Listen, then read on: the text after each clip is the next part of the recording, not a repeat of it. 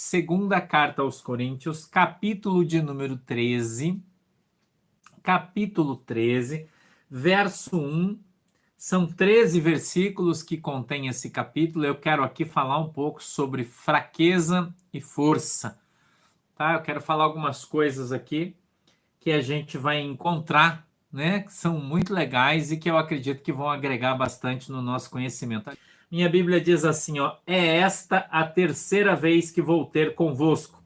Por boca de 2 ou 3 testemunhas será confirmada toda a palavra.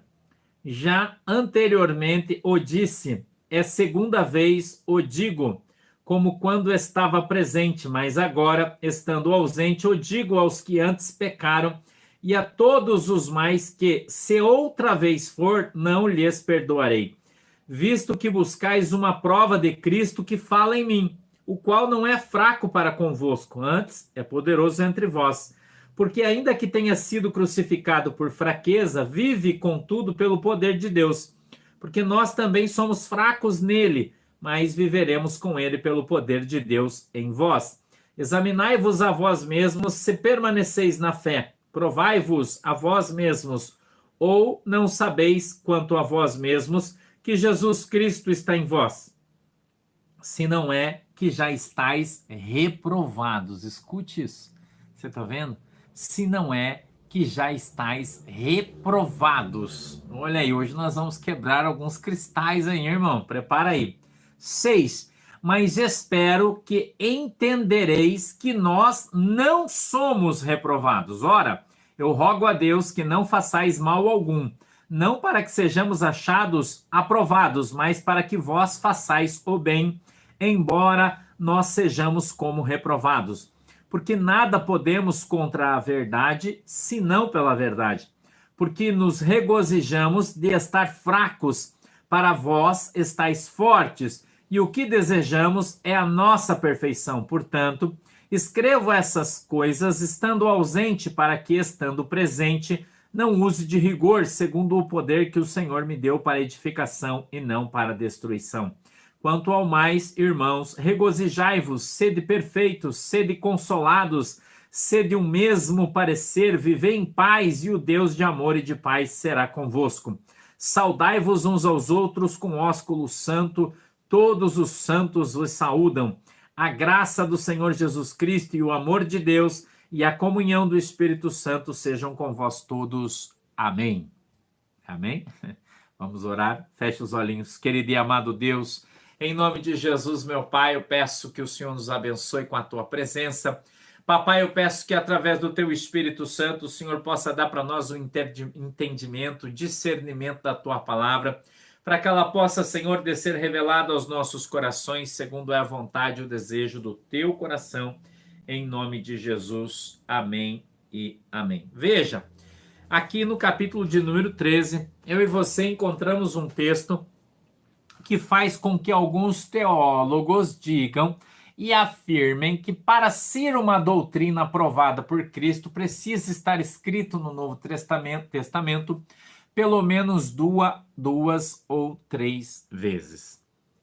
Eu escutei alguém falando isso para mim outro dia, dizendo, olha, pastor, para ser doutrina tem que estar 2 ou 3 vezes escrito na Bíblia.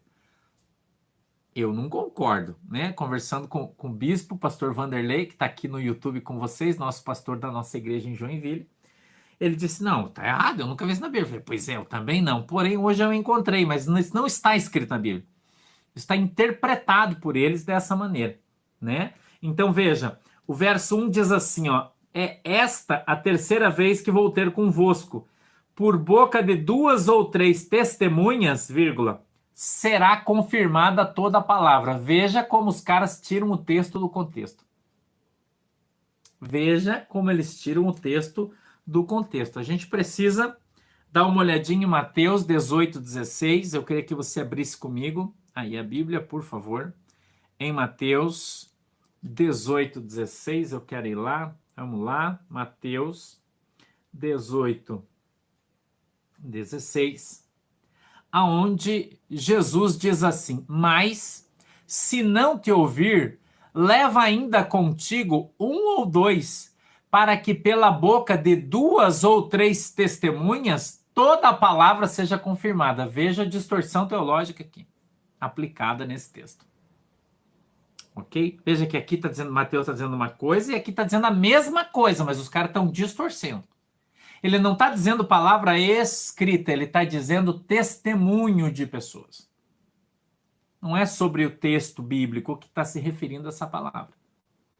Ele está dizendo que quando você vai conversar com alguém e tratar de um assunto sério, você precisa ter 2 ou 3 testemunhas para que a palavra que foi dita seja confirmada, e não a que foi escrita. Entendeu? Não é isso que está escrito aqui. Tá? Porque se a gente olhar o texto, no capítulo 18, a epígrafe diz assim, como tratar o pecado de um irmão. Olha como é diferente. E o verso 15 diz assim, ó, ora, se teu irmão pecar contra ti, vai e repreende-o entre ti e ele só. Se te ouvir, ganhaste a teu irmão. Mas se não te ouvir, olha o contexto. Como o pastor fala de texto sem contexto, é pretexto. Então, olha o contexto do texto. Mas se não te ouvir, leva ainda contigo 1 ou 2, para que pela boca de 2 ou 3 testemunhas toda a palavra seja confirmada. Olha o que os caras estão falando. E eles estão dizendo que o que esse texto aqui está falando, na verdade, é sobre uma confirmação de doutrina. Dizendo que se não tiver escrito em 2 ou 3 lugares diferentes, não é doutrina. Mas eu pergunto para você, lá em Mateus, eu acho que é 27, se o pastor Vanderlei puder me confirmar aí, me ajudar, eu acho que é 27, Jesus diz que nós devemos batizar as pessoas em nome do Pai, do Filho e do Espírito Santo. Mas só está escrito lá, não tem mais. Eu não lembro se é 27, se alguém puder me ajudar aí, o pastor Vanderlei estiver aí, me ajuda, ou o pastor Fabiano aí, me ajuda aí alguém, se é 27 mesmo, que eu acho que é. Mas só está escrito lá. E aí eu pergunto para você, se isso aqui é o que os caras dizem aí, é o que os caras dizem nas faculdades de teologia aí, né? Então, não se pode aplicar a doutrina do batismo em nome do Pai, do Filho e do Espírito Santo, porque só tem lá. Não tem em outro lugar. Inclusive, lá no livro de Atos, quando o apóstolo Paulo ele fala, você já fostes batizados em nome do Senhor? Ele fala. Não fala mais o nome do Pai, do Filho e do Espírito Santo. Só lá, onde Jesus disse. Então, é uma grande contradição sobre isso. E eu estou aqui afirmando, trazendo um outro texto para embasar o que o apóstolo Paulo está falando, ok? Para dizer para você que essa regra de conduta doutrinária dos caras está errada. Não tem base. Mateus 28, né, pastor Luiz? Obrigado, meu querido. 28, não é 27, é 28. Mas só tem lá, não tem em outro lugar. 28, 19. Obrigado, Aldrin. Ok? Mateus 28, 19. Só tem lá, não tem em outro lugar. Então, veja que quando a gente busca o texto com contexto, é isso aí, pastor. Isso aí, ó. Portanto, ide fazer discípulo de todas as nações e batizai-os em nome do Pai, do Filho e do Espírito Santo. Mas só tem lá, não tem outro lugar. Então, este texto, o verso 1, nós estamos embasando, tá? Nós estamos embasando com o Evangelho de Mateus, tá legal? No capítulo 18, verso 16, para dar embasamento que estamos falando, com 2 textos, ok? Ele trata de outra coisa, de testemunhas sobre repreensão dos irmãos. E aqui no texto ele fala exatamente, o apóstolo Paulo está falando a mesma coisa. Então não existe base. Agora você veja aqui o que este ensino, ó, que está na Bíblia, tá? Ó, tá marcadinho aqui, tá vendo? Na Bíblia Dake. Olha aqui de onde é que os caras tiram essas bobagens, ó. Na Bíblia Dake diz assim, ó, 13:1. Tá vendo? Ele está falando sobre esse texto aqui, ó. E ele diz assim, ó, isso novamente expressa a lei de interpretação de escrituras. Que lei de interpretação das escrituras. Escute o que esse cara aqui fala. Toda doutrina deve ser confirmada por pelo menos 2 ou 3 versos bíblicos para que seja aceita como verdade e obrigatória para os cristãos. Tá vendo onde que os caras tiram as heresias? Daqui, ó. Da interpretação do cara que escreveu esse texto aqui. Que escreveu isso é uma bobagem, irmão. E eu gosto dessa Bíblia aqui, ó. Dake. É boa a Bíblia. Entendeu? Aí o cara fala aqui no verso 13:1, ele diz assim, ó. Isso novamente expressa a lei de interpretação das escrituras. Que lei, irmão, é essa? Da onde é que os caras tiraram uma lei de interpretação das escrituras? Veja que absurdo. Eu conversei com o irmão aí, é Bíblia de estudo, irmão. Eu conversei com o irmão esses dias que falou esse negócio pra mim, eu fiquei pensando, né? Falei, ué, de onde será que o irmão tirou isso? Agora eu descobri, tirou daqui, ó. Lei da interpretação das escrituras, que se não tiver 2 ou 3 versos falando sobre a mesma coisa, não pode ser doutrina. Mas eu pergunto para você, se lá no Evangelho de Mateus, capítulo 28, está escrito, Jesus diz, que nós temos que ir por toda a terra, né, pregando o Evangelho e batizando as pessoas em nome do Pai, do Filho e do Espírito Santo, e só tem uma vez escrito isso, não tem duas. Inclusive, é um texto que dá embasamento para a Santíssima Trindade. É o único texto da Bíblia, não tem outro. Então, se isso aqui, lei da interpretação das Escrituras, é de fato verdadeiro, aquilo ali é mentira, eu não posso aplicar como doutrina de fé. Né? Mais um cristalzinho que nós estamos quebrando hoje. Ok? Isso aqui é mais uma lojinha, nós estamos quebrando a lojinha inteira de cristal hoje, né? Eu queria fazer essa referência aqui para você, para quebrar isso. Ok? Para quebrar isso. Porque não existe em nenhum outro lugar da Bíblia falando sobre a Trindade, por exemplo. Deus Pai, Deus Filho, Deus Espírito Santo. Não tem. Só em Mateus 28, quando Jesus mesmo fala que devemos, após ter pregado o Evangelho, ganham as almas para o reino, batizá-los em nome do Pai, do Filho e do Espírito Santo. Só tem ali. Entendeu? Então, algumas regiões aí do país, né? Nas escolas de teologia das Assembleias de Deus, eles dizem que tem que ter 2 ou 3, mas já começa errado, porque a doutrina baseia-se num versículo só. Mas para mim, um só de Jesus já tá bom. Para mim, um só de Jesus já tá bom, não precisa 2. Nem 3. Se tiver uma vez, Jesus falou uma vez só, para mim tá certo, não precisa. Tá legal? Então, como isso aconteceu essa semana passada, conversando com o irmão, ele me falou sobre isso, né? E então hoje veio aqui de novo, né? Deus deu na minha mão isso. Eu estou mostrando aqui para você, entendeu? Que essa doutrina é furada, que não existe lei da interpretação das escrituras. Que isso aí não existe, isso é furada religiosa. Amém? Isso é uma grande furada religiosa, tá? Não existe isso aí, não vai nesse embalo que isso aí não é bíblico. Quem interpreta as escrituras é o Espírito Santo de Deus, não é o homem com doutrina de ancião, não. A sã doutrina é tudo que está escrito na Bíblia, no Novo Testamento, tudo, independente de ter um verso, 2 ou 3 que tratem do mesmo assunto, não interessa. Está na Bíblia, é santo, é sã doutrina e é bênção para a nossa vida. Tá legal? Queria deixar isso aqui muito claro aí para vocês. Tá legal? Muito claro isso para vocês, eu acho que é muito importante. Isso é uma parcela grande da igreja que ensina isso aí. Que para ser doutrina tem que estar 2 ou 3 vezes na Bíblia. Isso é uma mentira. Ok? Uma mentira. Vocês que não estudaram em teologia, vocês não conhecem, mas a gente que já é das antigas, né, pastor Vanderlei? Pastor Fabiano, e a galera que está aí comigo, né? O pastor Luiz, aí o pessoal mais antigão aí, que é acostumado a andar em mais de uma igreja aí, já ouviu falar muito disso aí. Tá? Então isso aí é uma bobagem teológica, então você, por favor, não se prenda a esses julgos de homens, tá legal? Não se prenda a isso aí, se prenda à Bíblia, o que a Bíblia fala.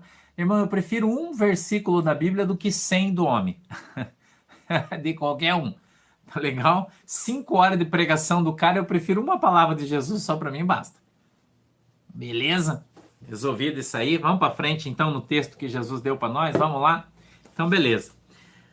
Verso 2.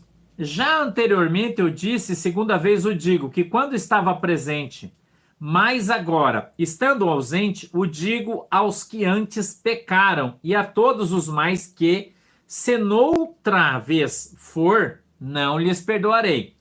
visto que buscais uma prova de Cristo que fala em mim. Gente, qual que é o teor da mensagem no capítulo de número 13? Tá? Qual que é o teor da mensagem no capítulo de número 13? O apóstolo Paulo está aqui falando que os irmãos de Coríntios estão pedindo para ele uma prova de que de fato ele é de Deus. O texto aqui trata sobre isso, tá? Uma prova de que Cristo é de Deus. Tá legal? E ele continua, né, dizendo assim: o qual não é fraco para convosco, antes é poderoso entre vós. Algumas pessoas acham que se você é de Jesus, se você é de Cristo, você não passa por prova. Você não passa por prova. Ah, se você é de Deus, você é próspero. Ah, se você é de Deus, você não fica doente. Ah, se você é de Deus, a seta do diabo não atinge você. Ah, se você é de Deus, você tem que ser extremamente forte. Ah, quem é de Jesus não chora. Ah, quem é de Jesus não sente dor. Ah, não, mas se Jesus estivesse na tua vida, isso não teria acontecido. Não é assim que as pessoas falam? Se você fosse. Eu dou risada até porque o Espírito Santo fez eu lembrar de uma coisa que eu quero falar para vocês aí a respeito. Vou fazer um comentário aqui. Eu quero que você, por favor, não me interprete mal, né? O que eu vou falar aí, tá? Que as pessoas costumam levar o pé da letra e as coisas que eu falo e às vezes interpretam mal. Então presta atenção no que eu vou falar. Certa vez eu escutei um irmão comentando que estava andando de carro. E daí ele viu um Monza. Quem lembra do Monza? Monza é um carro antigão, né? O pastor teve um, dois, aliás, eu tive. Esse carro excelente, das antigas. E ele disse que o Monza estava tudo podre. Esse irmão falando. Esse irmão falando do Monza. E atrás, no vidro, tinha um adesivo dizendo assim: foi Deus que me deu. Foi Deus que me deu. E aí o irmão que fez o comentário disse assim: não, isso aí não foi Deus que te deu, não. Isso aí foi o diabo. Deus vai dar um carro podre para alguém? O carro tava tudo numa brincadeira, o irmão rindo do adesivo, que o irmão, que eu não sei quem que é, e ele também não sabe, ele viu na rua, tava num carro bem velhinho, bem podre, né? Ferrado, batido, sei lá como, né? E tava escrito assim: foi Jesus que me deu. E o irmão, então, questionando, não, Jesus não dá essas coisas para ninguém. Jesus não dá essas coisas para ninguém.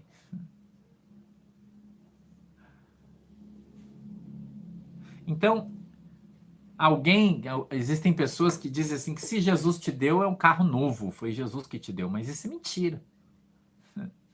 Eu me lembro, alguns anos atrás, eu tive um problema bem sério na nossa igreja, a gente teve uma divisão na nossa igreja, já contei esse testemunho para vocês aqui várias vezes. E eu fiquei a pé, perdi tudo que eu tinha, levei um golpe, perdi meu nome, meu tudo. Não tinha crédito, fiquei ferrado. E estava andando a pé. Aí tinha uma irmã na igreja que tinha um Renault Megane. Eu vou te contar a história do Renault Megane, meu amigo. Tá sentado aí, se prepara que você vai rir bastante. Um Renault Megane. 1997. A irmã tinha comprado o carro financiado e não conseguia mais pagar a parcela. E a parcela, se não me engano, era 460 e poucos reais. Isso faz muitos anos atrás. E aí ela falou para mim assim: meu pastor, eu dei entrada não sei de quanto.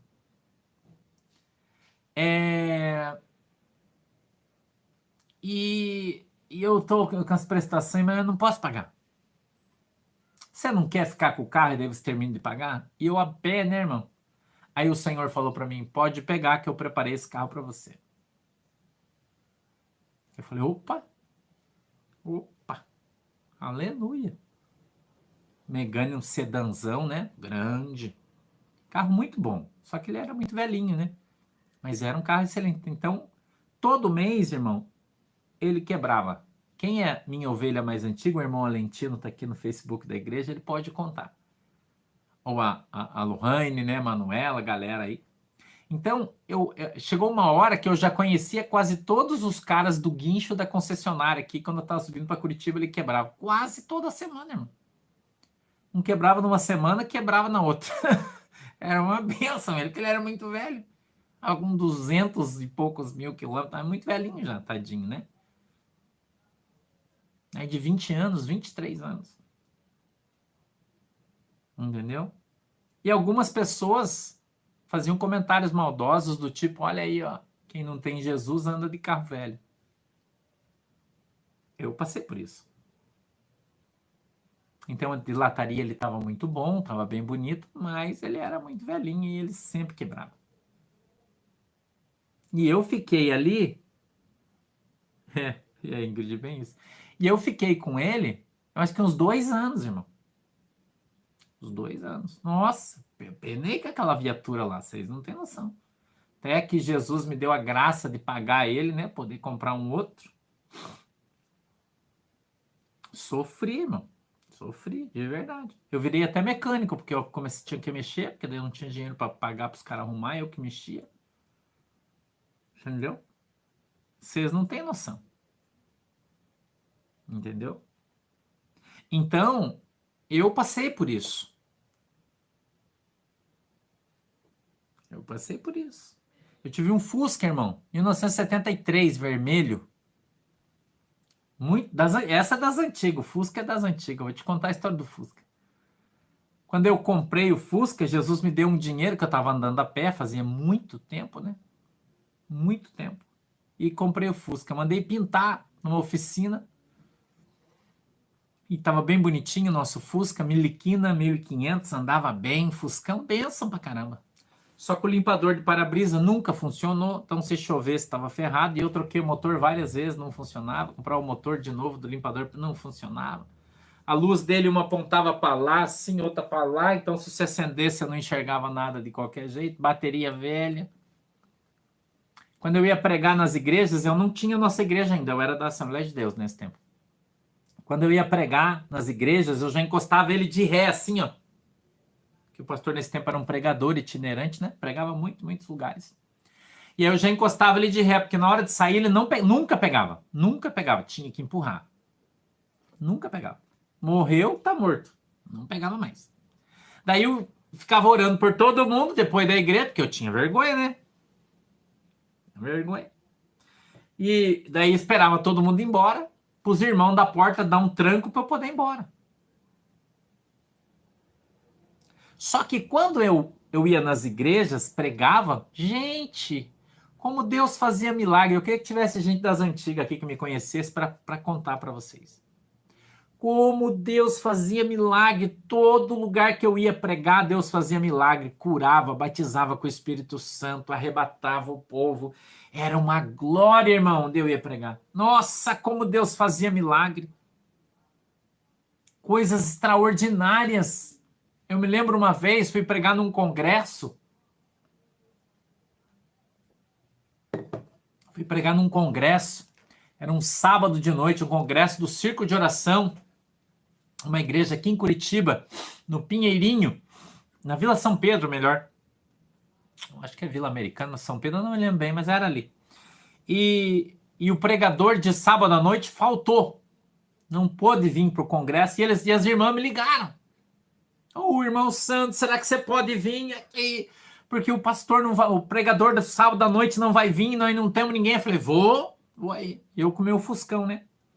Aí eu falei para as irmãs, mas fala para os irmãos da porta guardar um lugar para deixar meu carro aí, que depois ele não pega e eu tô enrolado. E eu não tinha dinheiro para comprar uma bateria. Não tinha, irmão. Era muito vida de missionário, né? Você tem noção, né? Naquele tempo uma bateria valia ouro, né? Hoje, graças a Deus, esse tempo passou, mas naquele tempo uma bateria valia ouro. Ouro. Hoje, quando um irmão tem um problema, eu dou uma bateria de presente. Naquele tempo eu não podia comprar, não tinha dinheiro. E eu cheguei para pregar naquele dia, igreja lotada, mas muita gente de pé no fundo e tal. E Deus me deu uma mensagem dura, irmão. Mensagem dura mesmo para levar. Dura. E eu cheguei lá, irmão, e desci o cajado no povo da festa. Tinha igreja de Paranaguá, igreja de vários lugares aqui reunidas lá. Desci o pau, irmão. Desci o pau. Sabe? Desci o pau. Profeta Micaías, sabe o profeta Micaías? Desci o pau, irmão. Mas foi forte o manto, assim mesmo, 1 hora de mensagem, sem dó, né? Sem dó, desci o cajado mesmo nos caras. Tava lá o Takayama, que é deputado federal pelas igrejas da Assembleia de Deus, pastor Takayama. Vários pastores, porque era um congresso, tava assim, igreja grande, né? Atrás estava cheia aquela galera assim, e eu preguei sobre o amor. Eu não me lembro bem, mas era uma mensagem mais ou menos assim, sobre o cara que está desviado dentro da igreja.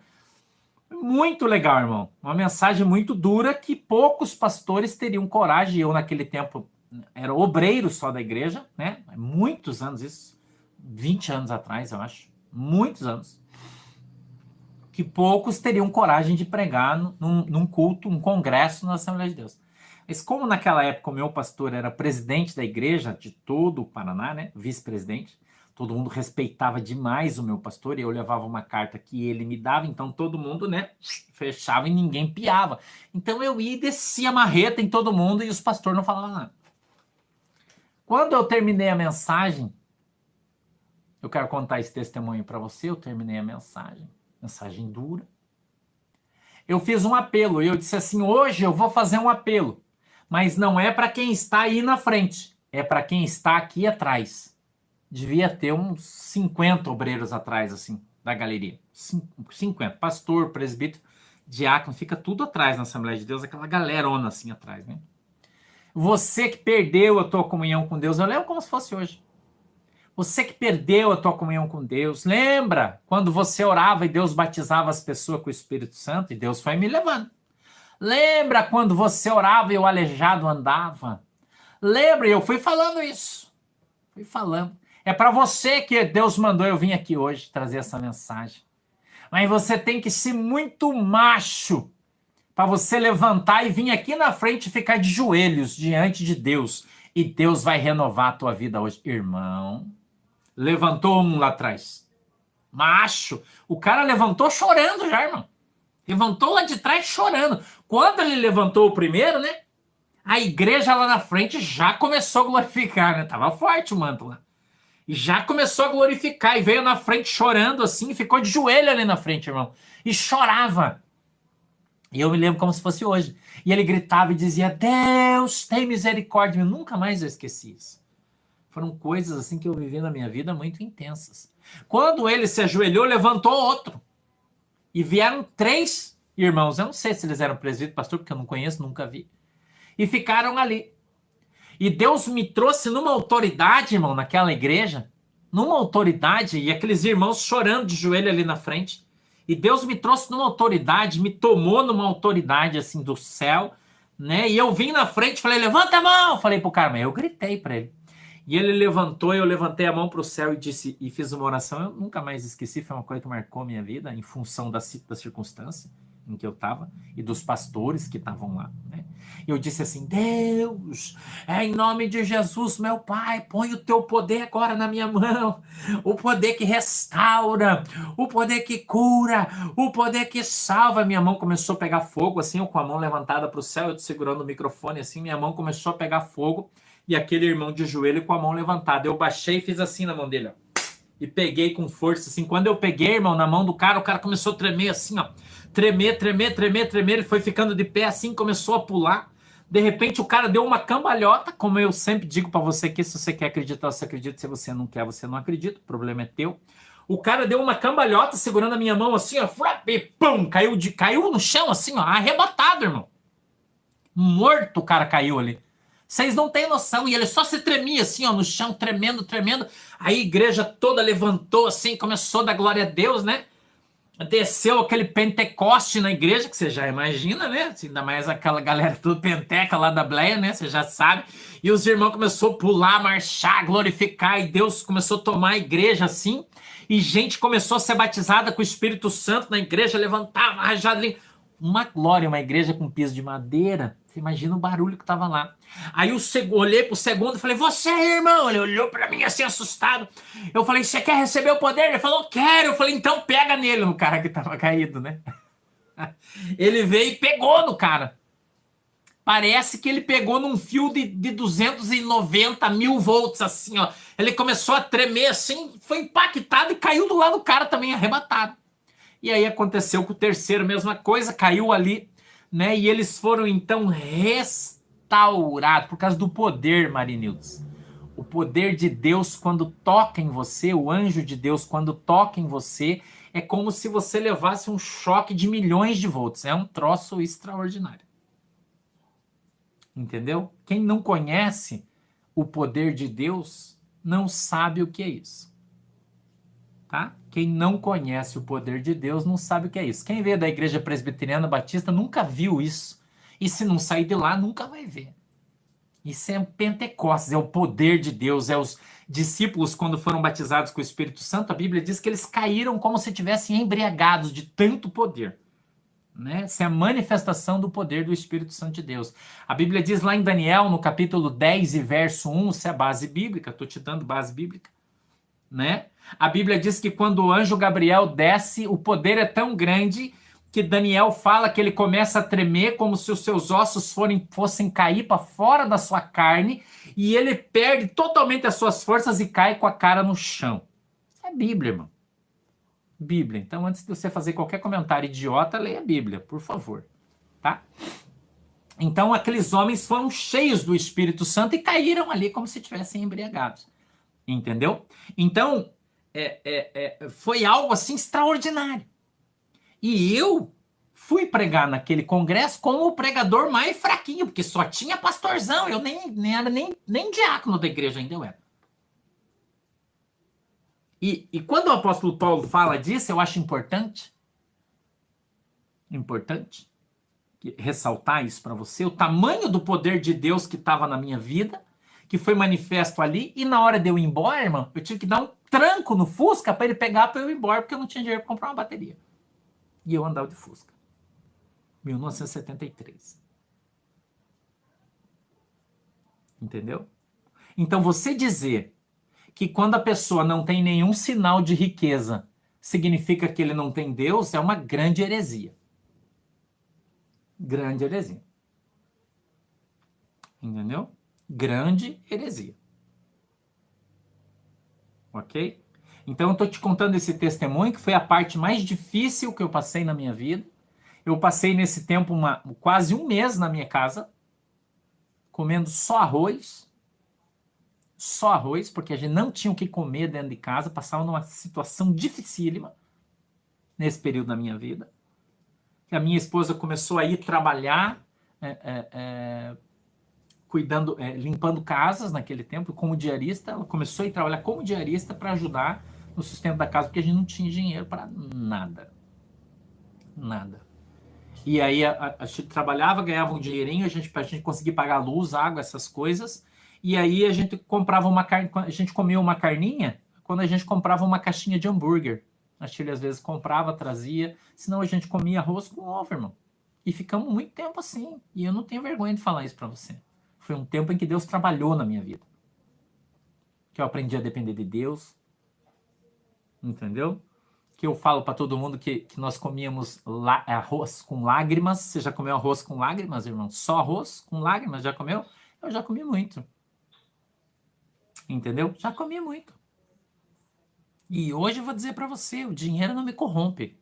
Porque Deus me criou na fornalha, irmão, no fogo.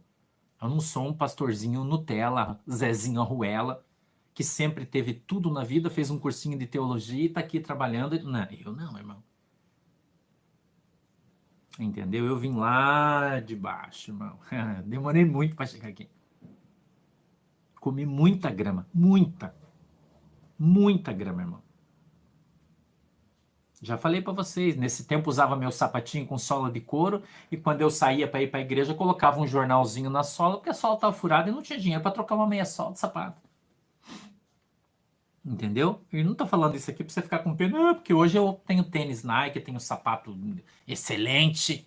Excelente, Deus me dá o melhor hoje. Mas eu já vivi no pior.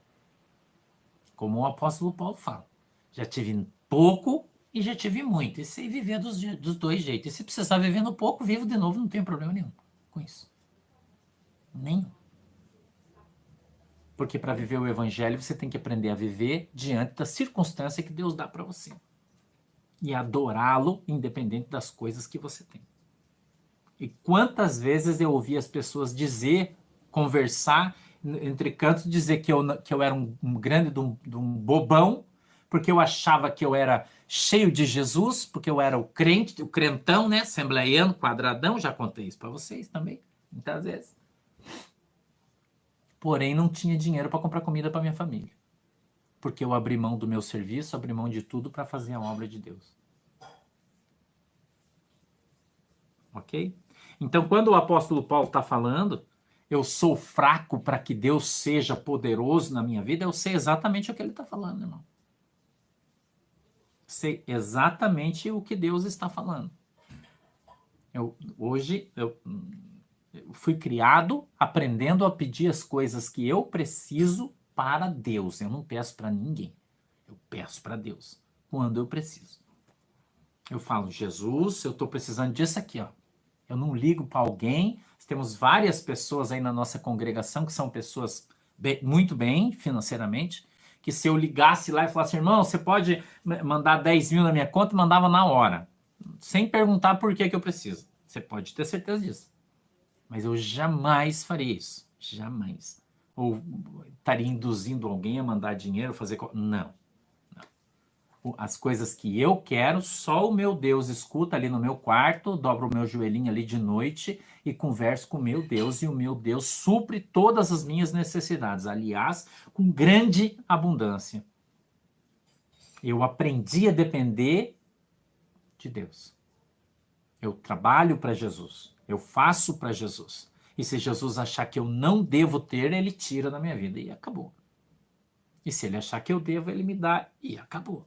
E eu não estou nem aí pelo que os outros pensam, deixa de pensar, e é problema de cada um. Então, nós precisamos ter esse entendimento. Eu fiz até um texto aqui, eu quero ler para você. Fraqueza. Não se explica a crucificação do Filho de Deus, senão pela fraqueza, por ele assumida voluntariamente. Preste atenção nisso. Não se explica a crucificação de Cristo, senão pela fraqueza que estava nele, que ele assumiu voluntariamente. Por isso ele foi crucificado. Amém? Preste atenção no que o texto está dizendo. Continua dizendo assim, ó. O poder em que Cristo agora vive é a onipotência de Deus que se manifestou na sua ressurreição. Então, o poder de Deus só se manifestou de maneira total em Cristo quando ele ressuscitou. O poder de Deus. Jesus sempre fez questão de dizer, eu não estou aqui para pregar a minha palavra, e sim aquilo que o meu pai me ensinou. Eu estou aqui para falar aquilo que o meu pai disse. Eu estou aqui para fazer aquilo que o meu pai mandou. Jesus sempre foi muito claro a esse respeito. Sempre foi muito claro a esse respeito. Tem um texto até que ele usa uma expressão que eu acho extraordinária, que eu nunca tinha visto ou ouvido, que ele diz, eu não estou aqui de moto próprio. Eu não estou aqui porque eu quero, eu estou aqui para fazer a vontade do meu pai, para que se cumpram as escrituras. Então Jesus se fez fraco para nos fazer fortes. E nós não precisamos andar por aí provando nada para ninguém. Eu não preciso andar por aí provando para as pessoas que Jesus está na minha vida. Não. Eu não. E nem você. Então para de ficar com esse espiritinho aí, né? De que, mas para mim ser de Jesus eu tenho que ser próspero. Não, isso é mentira. Você pode ser de Jesus e pobre. Melhor do que ser rico e do diabo. Você pode ser, não tem problema. Então continua na explicação, falando o seguinte, no verso 5 ele diz assim, examinei-vos, no grego é peraizo, que quer dizer testar, tentar, estais na fé. Fala do essencial do evangelho, o credo, o objetivo sem o qual não há salvação. Então o apóstolo Paulo, ele vem e diz para os caras o seguinte, por que ainda que tenha sido crucificado por fraqueza, vive contudo pelo poder de Deus, porque nós também somos fracos nele, mas viveremos com ele pelo poder de Deus em vós. E ele continua no verso 5: examinai-vos a vós mesmos, se permaneceis na fé. Provai-vos a vós mesmos, ou não sabeis, quanto a vós mesmos, que Jesus Cristo está em vós, se não é que vocês já estão reprovados. Mas espero que entendereis que nós não somos reprovados. E ele continua: ora, eu rogo a Deus que não façais mal algum, não para que sejamos achados aprovados, mas para que vós façais o bem, embora nós sejamos como reprovados. Ele está dizendo assim, ó, eu me anulo para que Cristo viva em mim. Eu sou fraco, sim, eu não vou brigar com você, eu não vou te dar um soco, eu não vou reagir. Se você bater na direita, eu vou te dar a esquerda. Se você mandar eu andar 1 milha, eu vou andar 2. Se você quiser tomar minha túnica, eu vou te dar também a minha capa, porque é isso que Jesus quer que faça. Porque eu não estou aqui para dizer que eu sou forte, eu estou aqui para dizer que eu sou fraco mesmo. Que eu não tenho, que eu não posso, que eu não sou, para que Jesus possa então se manifestar em mim. É isso, irmão, que o apóstolo Paulo está falando.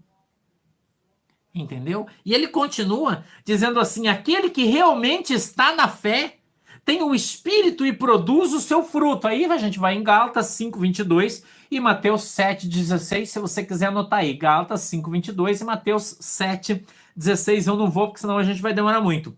A autenticidade de uma moeda mostra-se quando ela cai no mármore. Eu quero encerrar o meu comentário aqui.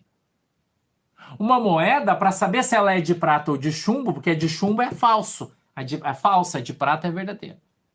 Primeiro é o peso, mas vamos tirar o peso. Vamos tirar o peso. Então, esse texto, quando ele diz provai-vos, que no grego é dokimasa, trata-se de testar uma moeda. É aplicada no teste do dinheiro, de uma moeda. Que quando a moeda cai no mármore, escute isso aqui que eu quero terminar a mensagem. Pelo barulho você sabe se ela é falsa ou verdadeira. Tá ouvindo o que eu tô falando? Quando uma moeda cai de cima da mesa no mármore, pelo barulho, você sabe se ela é de prata ou de chumbo. É assim que nós somos provados, quando caímos.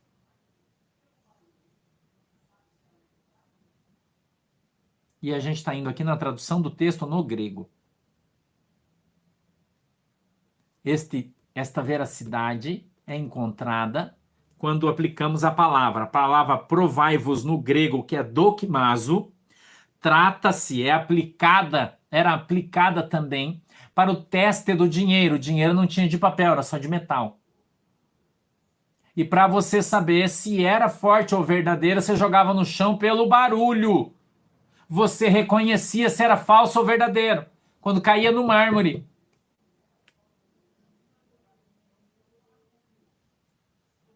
Então os caras estavam perguntando se o apóstolo Paulo era falso, e ele disse assim: pelo barulho você vai reconhecer. Ele está dizendo: pelos frutos vocês vão me conhecer, porque se eu tenho o Espírito Santo, eu produzo frutos. É isso que o texto fala. No julgamento final, Deus testará a fé de todos e só iremos para o céu se a nossa fé for genuína, porque muitos têm uma fé não provada que é falsa. Mas ela precisa ser derrubada no mármore. E pelo barulho saberemos se é falso ou verdadeiro. O que isso quer dizer, pastor? Quer dizer que é na hora da provação, é na hora da prova, é na hora da luta que você vai descobrir se a fé do cara é de verdade ou se é falsa. Na hora da perseguição,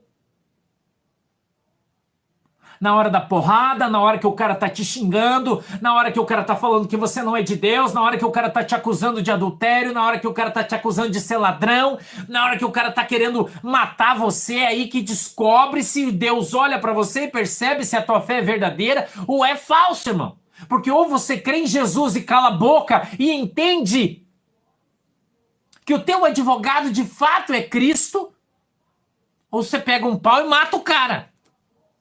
E aí você mostra que a tua fé não existe. A tua fé é falsa. Você é uma moeda de chumbo, você não é de prata, nem de ouro. Então esse texto trata sobre prova, ser provado para ser aprovado. E os momentos de dificuldade são produzidos na nossa vida muitas vezes, ou as circunstâncias, se você preferir, para que eu e você sejamos provados, para que possamos ser aprovados por Cristo. Porque há muito joio no meio do trigo, irmão. E no meio da prova, o joio, ó, ele vaza, ele vai embora. Ele não fica, irmão. Quer que eu te dê uma na nossa linguagem? Você tá com um grupo de amigos, tem uma confusão, uma grande briga. Quem não é teu amigo foge e deixa você sozinho. Teu amigo fica e apanha com você. É aí que você sabe quem é teu amigo. Porque quando você tem dinheiro, você vai por bar, paga cachaça, paga cerveja, faz churrasco, todo mundo é teu amigo, irmão. Mas quando você tá doente, sem luz, sem água, ferrado, aí você vai conhecer quem é teu amigo. Aí você vai saber. O crente se mostra assim. O crente se mostra assim. Na hora do sol, todo mundo é crente, mas na hora da tempestade, irmão, quando começa a dar aqueles raios, o vento começa a assobiar, a chuva começa a estralar, irmão, aí você vê quem vai ficar, quem vai correr. Todos seremos provados. A Bíblia é clara. Todos. E o apóstolo Paulo traz algo aqui extraordinário. Esse texto hoje veio de maneira extraordinária para mim e para você. Se temos o Espírito Santo da nossa vida, produzimos frutos. Gálatas 5:22. E os frutos do Espírito Santo se manifestam na nossa vida quando nós o temos. Não é porque você está passando necessidade que você vai roubar. Não é porque você está passando necessidade que você vai pegar algo que não é seu. Quando eu estava passando essa situação, vou te contar para encerrar aqui mais um testemunho. Era uma campanha política, uma época política. E veio um cara que era candidato a vereador faz muitos anos, irmão. Fazia 2, 3 anos que eu era crente. Só arroz na minha casa, só arroz. E o irmão veio e falou: senhor irmão Sandro, eu tenho uma cesta básica aqui para dar para uns pobres, você não sabe quem tá precisando, irmão? Eu me cocei tudo, irmão. Tinha café, tinha tudo que eu não tinha na minha casa. Leite, tudo. O pastor Chico tá aqui, a testemunha. Se quiser perguntar para ela, você vai ver que eu tô falando a verdade. Manuela, todo mundo. E eu falei, eu conheci uma pessoa que precisava. Eu falei, eu vou falar pro irmão que eu conheço 2 pessoas que precisam. Que daí eu levo uma pra irmã e o outro eu fico pra mim. Tô precisando, não tenho. Aí o Espírito Santo de Deus disse assim pra mim, pega uma e leva pra ela. Você tá precisando, pede pra mim que eu te dou. Quer ser crente, irmão? Mostra que você é crente quando você tá na prova do arroz. Aí você vai mostrar que você é crente. Aí você vai mostrar que você é crente. A provinha do arroz, irmão. Só arroz. Aí você vai provar. Deus falou pra mim, ó, pra você tem que pedir pra mim. Eu tô te ensinando a depender de mim. E eu aprendi a lição. Graças a Deus. Graças a Deus. E não preciso pedir nada pra ninguém.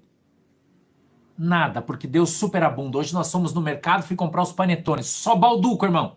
Só balduco.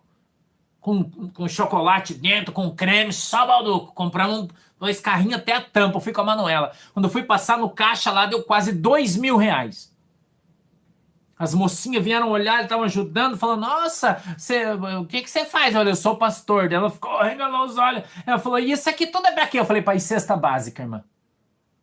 Nós damos cesta básica para os irmãos todo mês, e esse mês, cada irmão que recebe uma cesta básica vai receber um kit de Natal, vai ganhar uma ave natalina, vai ganhar um panetone da Balduco, vai ganhar uma bolacha de mel, vai ganhar uma lata de pêssego. Ela, vendo ali a gente passar as coisas, ela disse, nossa, mas na minha igreja não tem isso. Eu falei, você está indo na igreja errada. Eu tenho orgulho de falar isso, que Jesus nos deu condições de fazer isso. Orgulho de falar isso para as pessoas. As pessoas olham e enchem os olhos, irmão. Enche os olhos. Você entendeu? Então eu já passei a prova do arroz, eu sei que é isso. Eu já passei a prova do sapato com a sola furada, eu já sei o que é isso. Já sei, irmão. Já sei. Já passei a prova da vina, da salsicha, se você preferir, né? Vocês aí falam salsicha, aqui em Curitiba a gente fala vina. Comer uma carninha, cozinhava uma vina, uma salsichinha ali, misturava no meio, ripa, uma sardinha. Já passei isso aí, irmão. Acho que não? Quantos meses? A Jesus me ensinar, ele falava, o que você quer comer? Faz lista. Eu não vou contar, porque nós já estamos com 1h15 de culto, já vai demorar muito. E eu fazer uma lista, Deus me acordar de madrugada e mandar fazer uma lista de mercado, irmão. E ele disse pra mim assim, escreve aí, ó, tudo o que você quer comer, Deus falou pra mim. Eu orando, irmão. Orando e chorando diante de Deus. É, irmão. Orando e chorando. Entendeu? E o Senhor falou pra mim, faz uma lista, pega o caderno, e eu escrevi tudo o que eu queria, irmão. Falei, tá aqui, Jesus. Minha lista tá pronta, de madrugada, na minha sala, com meu joelho dobrado. Tá aqui, Jesus, a minha listinha. Tá aqui, ó. Uma folha aqui, uma folha aqui. No outro dia, eu já contei esse testemunho aqui. De tarde, umas 5 horas, bateu palma na frente do meu portão, um homem chamado... Ai, como é que é o nome dele? Não é Jeremias? Foi o padre que... Jerônimo, lembrei. Jerônimo, irmão Jerônimo. Vi ele uma vez só, nunca mais eu vi. Parou na frente da minha casa, bateu palma assim, ó. Eu fui atender, ele disse, aqui que mora o irmão Sandro, eu disse, sou eu. Ele disse, Deus, escute isso, falou comigo na minha casa, irmão, e me deu uma lista, mandou eu escrever de mercado, e tá tudo aqui, abriu o porta-mala do carro dele assim, ó, tudo que Deus mandou eu comprar tá aqui, do bom e do melhor Deus mandou eu trazer para você. Eu já te disse, quer acreditar, acredita, não quer, problema seu. E Deus encheu os meus armários, a minha geladeira, tudo o que você imagina. Sem um centavo. Quando a Shirley chegou, se assustou com aquele monte de compra, irmão. O irmão tava com o banco deitado, assim, mas cheio, carro cheio.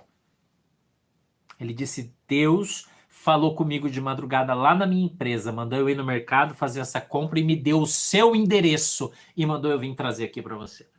Quer acreditar, acredita, não quer, você não acredita. Então eu vivo o que eu prego e eu prego o que eu vivo. Eu estou ensinando você, aprenda a depender de Deus. Pare de pedir as coisas para os outros.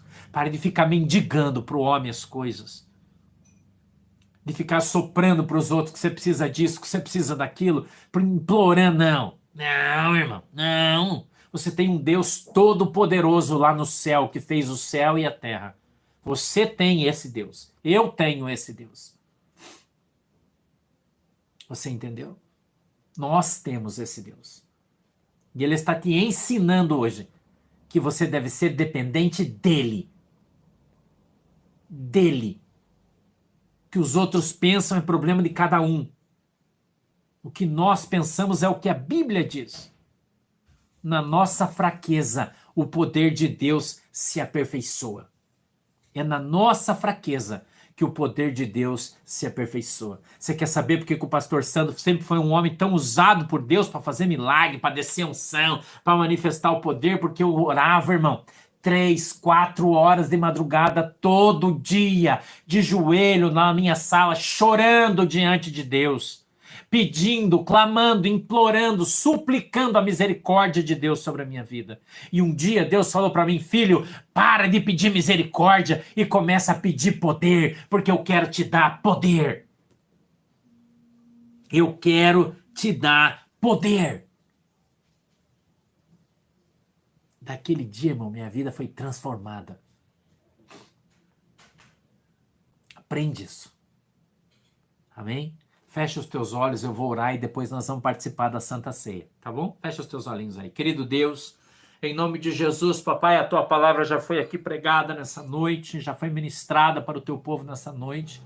Eu te peço, papai, em nome de Jesus Cristo, que a tua mão esteja sobre as nossas vidas e o Senhor possa nos abençoar e nos alcançar com o teu poder. Meu Deus, que nós sejamos vasos cheios do teu espírito e do teu poder.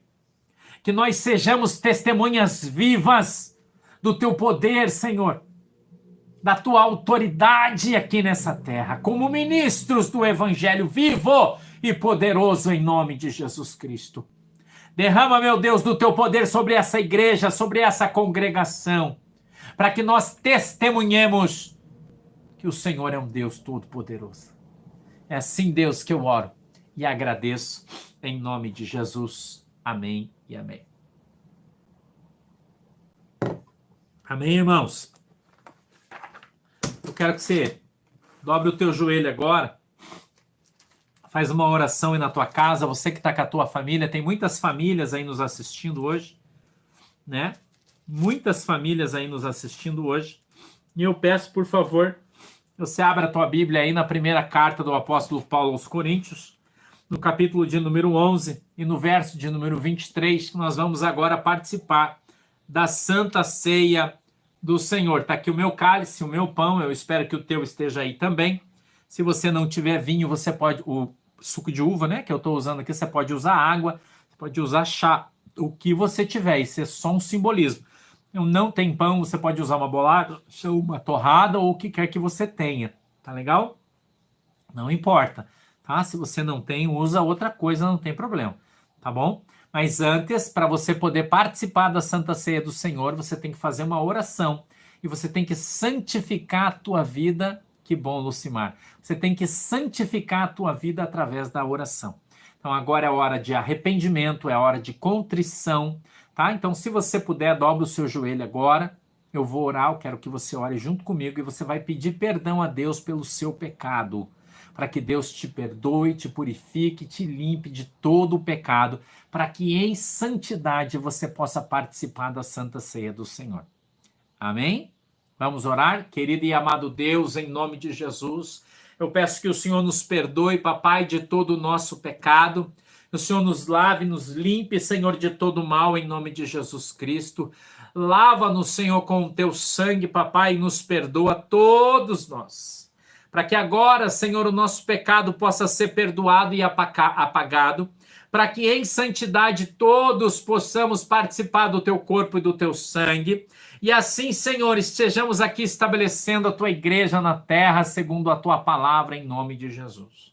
Todas as pessoas enfermas, meu Deus, nesse momento, venham ser curadas, papai, pela ministração do teu sangue, pela ministração da tua carne, para que estejamos agora em comunhão contigo e com a tua igreja, segundo a tua palavra, em nome de Jesus. Amém e amém.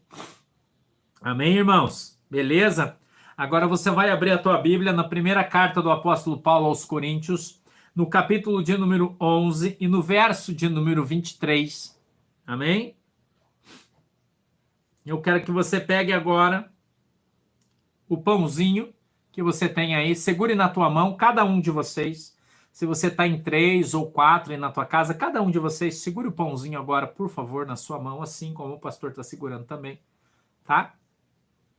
Que eu vou ler o texto que diz assim: porque eu recebi do Senhor o que também vos ensinei, que o Senhor Jesus, na noite em que foi traído, tomou o pão e, tendo dado graças, o partiu e disse: tomai, comei, isto é o meu corpo que é partido por vós, fazei isso em memória de mim. Senhor Deus, eu quero apresentar esse pão diante do Senhor e peço que ele venha agora simbolizar a tua carne, para que quando o teu povo comer dele, tenha comunhão contigo e com a tua igreja, em nome de Jesus. Amém. E disse o Senhor: comei todos, esse é o meu corpo, que é dado por vós, fazei isso em memória de mim.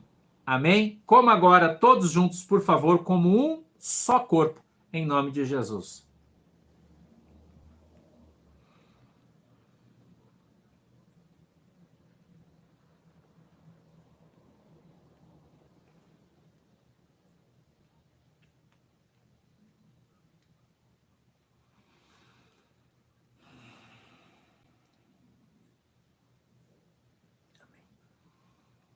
Amém, irmãos? Pegue agora o cálice que você tem aí. o copo, o que você tiver na tua mão, por favor. Semelhantemente também, depois de cear, tomou o cálice, dizendo: Este cálice é o novo testamento no meu sangue. Fazei isto todas as vezes que beberdes, em memória de mim. Porque todas as vezes que comerdes este pão e beberdes este cálice, anunciais a morte do Senhor, até que ele venha. Segurei. Querido e amado Deus, em nome de Jesus, eu peço, papai, na autoridade e no poder do teu santo nome, que o Senhor venha abençoar este cálice agora, derramando uma gota do teu sangue, Senhor, em cada cálice que será bebido em todos os lugares do mundo onde tem um crente agora ligado na nossa igreja. Meu Deus, em nome de Jesus, eu te peço que este cálice venha agora simbolizar o teu sangue. E quando o teu povo beber dele, passe a ter plena comunhão contigo e com a tua igreja segundo a tua palavra. Em nome de Jesus. Amém e amém. Beba, irmão, irmã, por favor, todos juntos agora. Glória a Deus. Amém? Amém? Glória! Eita glória! Aleluia! Deixa eu mostrar mais uma coisa para vocês. Aqui a gente tem mais uma. Ao final da nossa lista, você que enviou a sua oferta ontem e hoje, teu nome está aqui, ó. Sexta, ontem e hoje, tá? A oferta para o Natal das Crianças, ela está aqui. Tá legal? No final aí a gente vai falar quanto a gente arrecadou, o que a gente fez, tá bom? Glória a Deus, Deus abençoe vocês todos. Eu já estou sentindo um cheiro aqui na minha casa abençoado, significa que está na hora da boia, né? Eu não sei como é que está a sua boia aí, mas a nossa aqui deve estar quase na hora de comer, eu estou morrendo de fome já, né? Então, nós vamos juntos aí, todos juntos agora, orar e agradecer a Deus pelo nosso culto, que Deus abençoe a tua vida, Deus abençoe a tua casa, Deus abençoe a tua família, tá bom? Em nome de Jesus. Nossa oração, nós vamos orar também pela água, tá? Vamos orar pela água nessa oração agora, de despedida.